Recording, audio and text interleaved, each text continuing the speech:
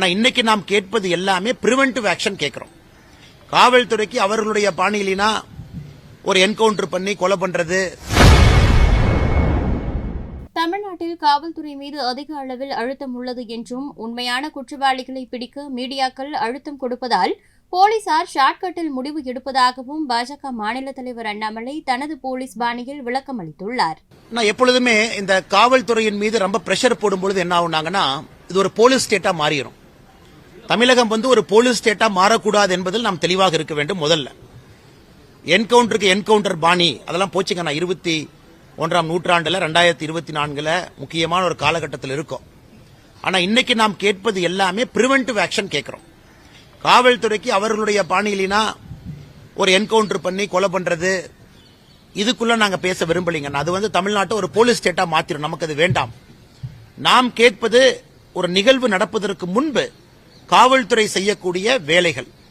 உதாரணத்துக்கு பாத்தீங்கன்னா கோயம்புத்தூர்ல அந்த ISIS அந்த சூசைட் தாக்குதல் அந்த பர்டிகுலர் பர்சன் மேல வாட்ச் போட சொல்லி போட்டிருந்தாங்க. ஆனா அவன் மேல வாட்ச் பண்ணல.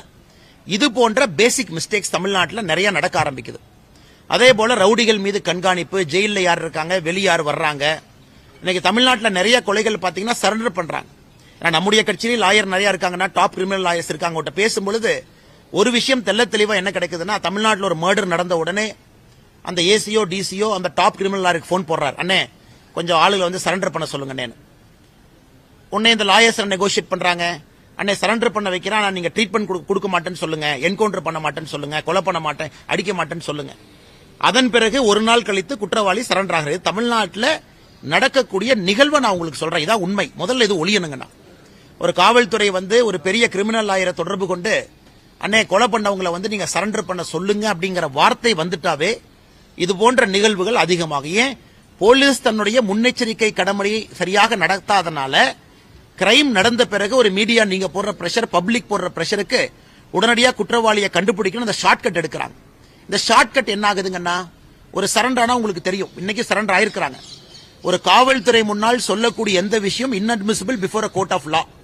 அது இந்தியாவில் இருக்கக்கூடிய ஒரு விசித்திரமான ஒரு சட்டம். இன்னைக்கு சரண்டர் ஆனவங்க கோர்ட்டுக்கு இன்னும் ஒரு மாசம் கழிச்சு ட்ரையலுக்கு போகும்போது நான் சரண்டர் ஆனேன் அப்படிங்கறதே கோர்ட்ல ஏத்துக்க மாட்டாங்க. நான் காவல்துறையிட்ட நான் தான் கொலை பண்ணேன்னு சொன்னேன்னு போலீஸ் சொன்னா அது கோர்ட்ல இன்அட்மிசிபிள் எவிடன்ஸ். இது என்ன ஆகுதுன்னா வேக வேகமா ட்ரையல்ல வெளியே வந்துடுறாங்க. இந்த சரண்டர் ப்ராசஸ்ல யாரும் கூட ஜெயில இருக்கிறது இல்ல. வெளியே வந்ததுக்கு அப்புறம் மறுபடியும் இதே வேலையை செய்யறாங்க. அதனால முதலமைச்சர்கிட்ட நாங்க வைக்கக்கூடிய வேண்டுகோள், காவல்துறையினுடைய அடிப்படை பணிகளை ஸ்ட்ரென்தன் பண்ணுங்க. ஒரு பப்ளிக் பிரஷர் வந்துருச்சு, மீடியா பிரஷர் போடுறாங்க, ஒரு கமிஷனரை மாத்தினேன், இன்னொருத்தர கமிஷனரா போட்டோம், இந்த கமிஷனர் அக்ரெசிவா பேசியிருக்காரு, அது தேவையில்லாத வேலை என்பது எங்களுடைய வேலை. எல்லா ஆளுக்கும் நல்லதான் IPS படிச்சுட்டு வந்திருக்காங்க.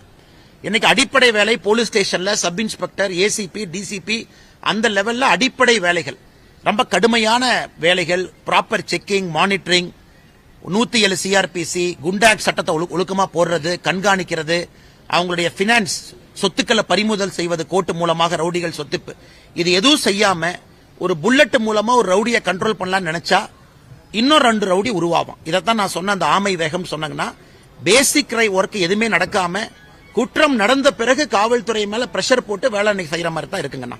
இதான் உண்மை. இதை முதலமைச்சர் தனி கவனம் கொடுத்து வேலை செய்ய வேண்டும் என்பது எங்களுடைய வேண்டுகோள். ஆனா இப்படி வர்றங்கண்ணா.